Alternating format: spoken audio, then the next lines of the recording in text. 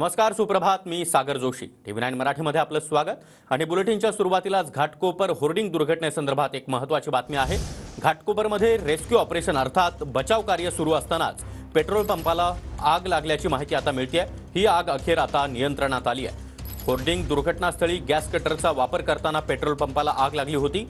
अग्निशमन दलाकडून या आगीवर आता नियंत्रण मिळवण्यात आलं आहे. दुर्घटनेला 40 तास उलटल्यानंतर देखील बचाव कार्य सुरूच आहे आणि होर्डिंग दुर्घटनेमध्ये आतापर्यंत 14 जणांचा मृत्यू झालाय तर 88 जण जखमी झाल्याची माहिती आहे. मात्र अद्यापही या होर्डिंगखाली काही जण अडकल्याची भीती व्यक्त केली जाते.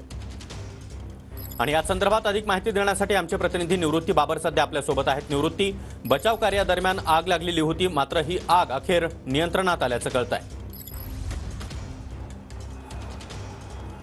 नक्कीच सागर, आपण पाहतोय की गेल्या 40 तासांपासून घाटकोपरचं जे होर्डिंग पडलं होतं तिथं बचाव कार्य जे आहे ते बचाव कार्य सुरू आहे. आपण पाहतोय की समोर आपण पाहायला जर गेलं तर NDRFचे जवान आणि मुंबई महानगरपालिकेचे अधिकारी, त्याचसोबतच अग्निशमन दलाचे अधिकारी जे आहेत ते या ठिकाणी सर्व जे होर्डिंगचे काही जे सळई असतील, लोखंड असेल, ते काढण्याचा प्रयत्न जो आहे तो प्रयत्न करतायत. आणि मोठे लोखंड जे आहे ते लोखंड कापण्यासाठी कटरचा वापर करण्यात येत होता आणि हा कटरचा वापर करत असताना किंचितची आग जी आहे ती 10 मिनिटांपूर्वी या ठिकाणी लागली होती आणि ती आग लागल्याने जे आहे ती या ठिकाणी मोठी आणखी दुर्घटना घडली असती. परंतु या ठिकाणी अगोदरपासूनच जे आहे ते अग्निशमन दलाच्या जवळपास 15 ते 20 गाड्या ज्या आहेत ते या ठिकाणी तैनात आहेत. त्याच्यामुळं या ठिकाणची आग जी आहे ती आटोक्यात आली आणि आता आपण पाहतोय की संपूर्णपणे आग जी आहे ती आटोक्यात आलेली आहे आणि आग जी आहे ती विझल्याचं आपल्याला पाहायला मिळतं. आणि अजून देखील NDRF जवानांकडून, अग्निशमन दलाच्या जवानांकडून जे आहे ते या ठिकाणी बचाव कार्य सुरू आहे. आतापर्यंत 89 जणांना NDRF कडून आणि मुंबई महानगरपालिकेच्या अधिकाऱ्यांकडून जे आहे ते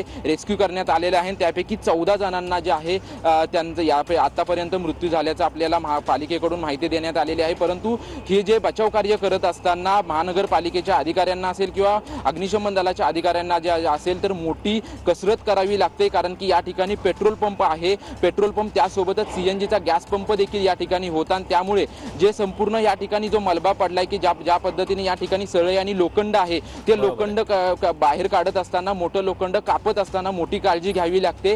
आणि हीच बरोबर आहे निवृत्ती. त्यामुळे या संपूर्ण बचाव कार्याकडे आपलं लक्ष असणारच आहे. वेळोवेळी ताजे अपडेट्स आणि माहिती आम्ही तुमच्याकडून घेत राहू. धन्यवाद.